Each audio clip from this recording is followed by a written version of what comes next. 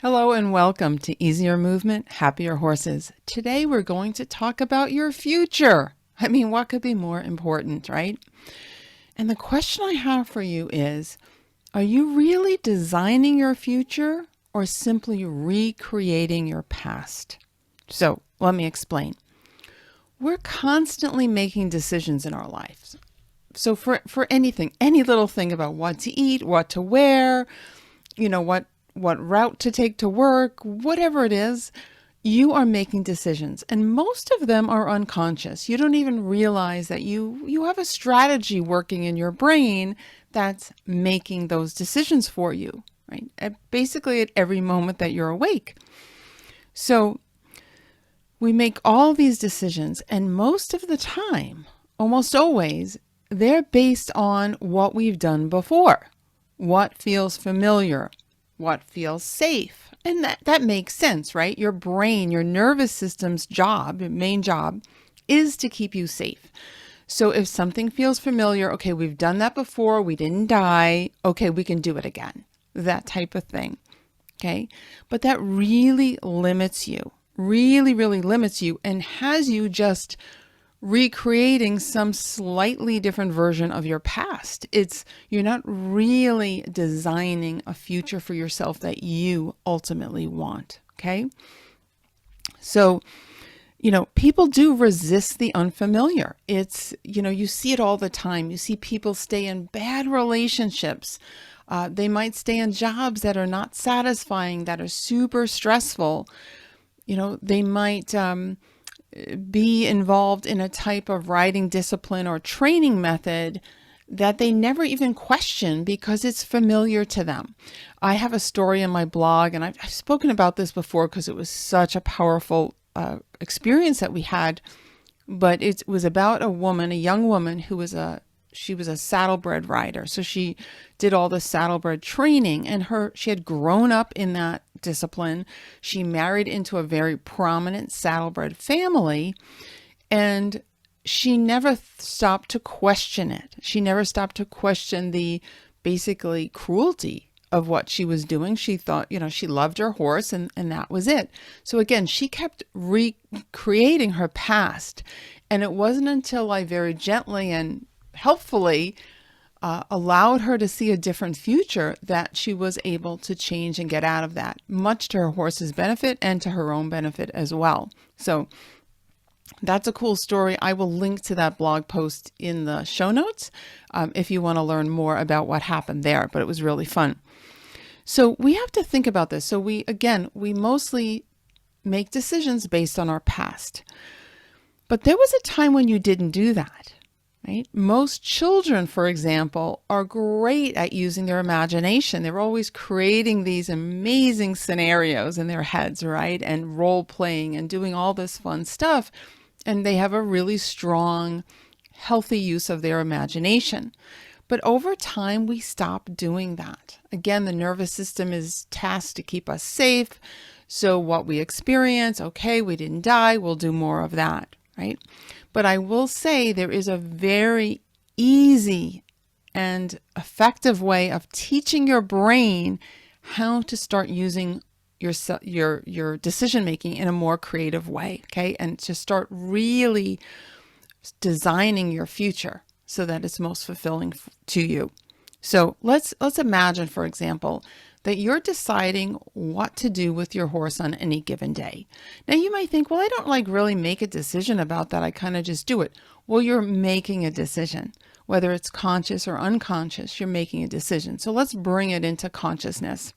So one scenario that I see a lot is someone they'll basically just visualize what they always do. Kind of just whatever they always do, they'll do more of that. Okay. That feels familiar.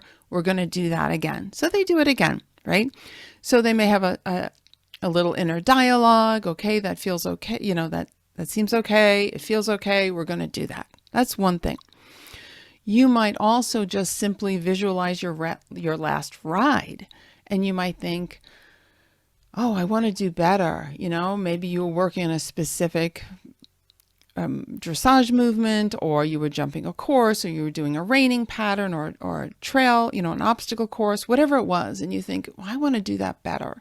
Okay, so that may be one way of making a decision. And maybe in the meantime, you criticize yourself about that you didn't do it well enough before. So that's one thing. You might simply notice what everybody else is doing. Maybe you're at a barn where basically everybody rides in a similar way. You kind of just are one of the gals and you just do what everybody else is doing. That's one way to make decisions.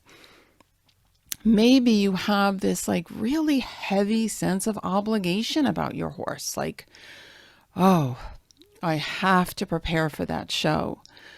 Or, I have to do better. I'm not riding well. I don't, look as good as Susie or something like that. Or I have to exercise my horse. And it's like with this heaviness, it's like with this, feeling of obligation, not really joy. So that's one way to make decisions. And many people make decisions based on that, a sense of, obligation rather than joyfulness. Okay.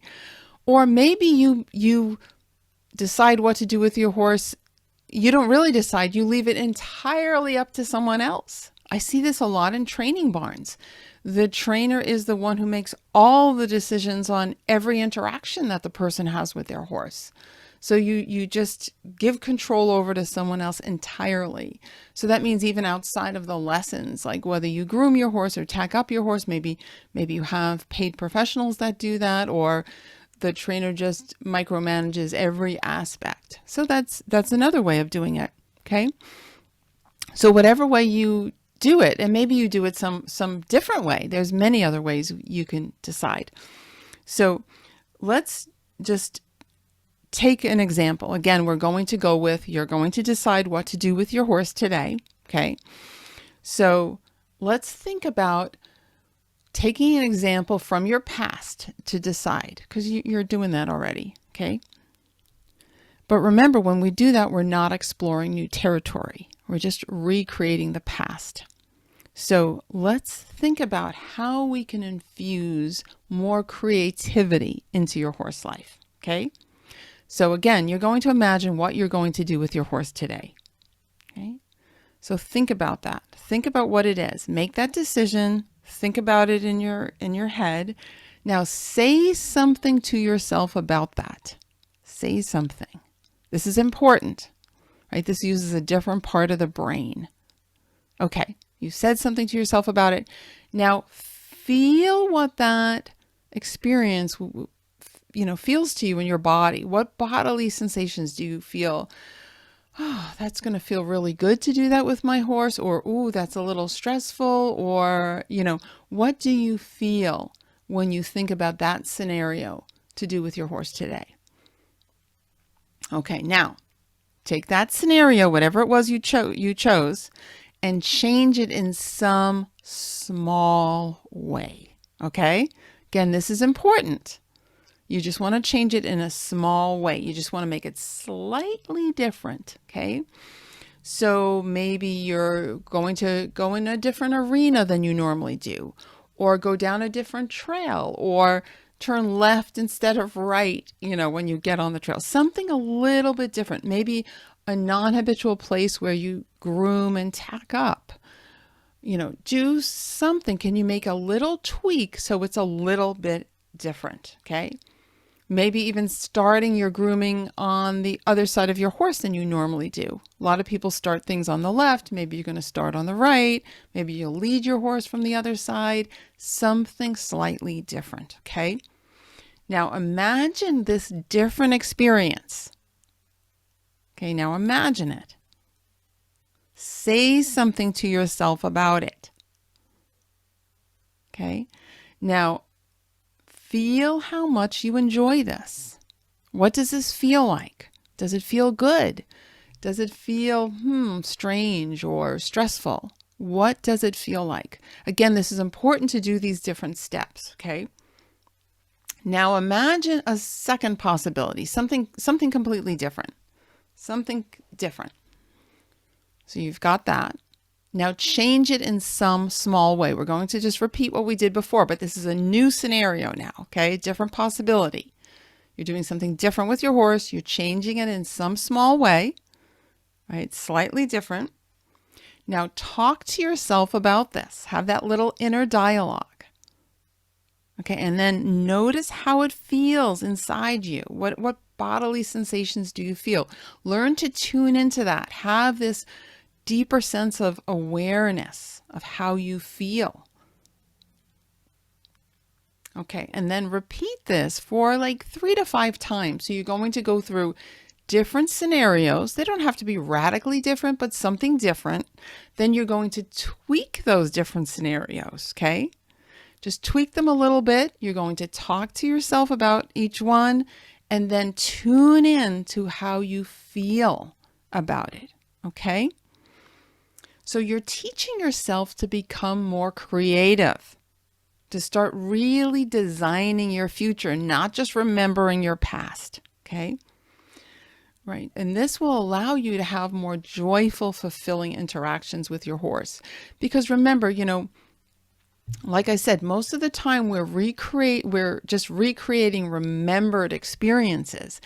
And they could even be something that you haven't done yet, but you've seen others do it. Okay, you've seen others do it. That's still a remembered image. What we're doing now is actually calling up a whole different part of your brain to come up with something completely new. And we're taking it in baby steps, okay? We want your brain to accept this. We don't want your brain to panic and say, this is too different. This is too new. I'm not going to do this. So we want to start small. So following these steps, okay, are very, very important. Okay, so you're experiencing newness in a way that doesn't overwhelm you. Okay, it keeps it safe, it keeps it comfortable, and then again allows your brain to accept that. And then you'll start doing this unconsciously. You will start, again, you're priming your brain to say, this is a good thing to do and this feels really good. So you'll start unconsciously bringing in more creativity to your decision making. And this will spill over into all areas of your life. That's why this episode, I hope you share it with everybody in your life. It doesn't have to be just horse people, because this decision-making ability applies to us in every aspect of our lives, okay? So you can apply this to anything you do and start being more creative. And just to give you another example, how we can apply this to movement, in the work that I do, the Feldenkrais Method. So the work I'm teaching you just now, where we're really redesigning the future, a lot of that comes from my training as an NLP practitioner, neuro-linguistic programming. So it deals a lot with how you think, how you use your brain, okay? Designing your thoughts, if you will. But I'm a very long time Feldenkrais Method practitioner. So that's why I call myself a movement and mindset coach. I do both of those things. I say fluid movement equals a flexible mind. So in the Feldenkrais Method, we work with movement, we work with your body, but we do it in a way that's not overwhelming. And I apply this to horses as well, so we can help improve their movement, have things be more comfortable in a safe way that the brain can accept. So the process is actually very similar. And we often find that people will automatically become more creative just from doing the Feldenkrais Method work, because it does call in those different parts of the brain, and it does have the brain experience newness, right? New experiences, new ways of moving in a very safe, comfortable, healthy way that then you start doing unconsciously. You don't have to do them consciously. They just become part of your repertoire. So that's what I want for you, okay? I want you to be creative, because so many people think that you're either creative or you're not. It's like a personality trait you're born with or you're not born with it. Oh, that person's creative, but I'm not. It's not that way. You are creative, okay? I'm telling you, you're a creative person. And this process can help develop that further, okay? So this is a great way to start designing your future, okay? So you're designing your future from your future, if you will, rather than from your past. Very, very important.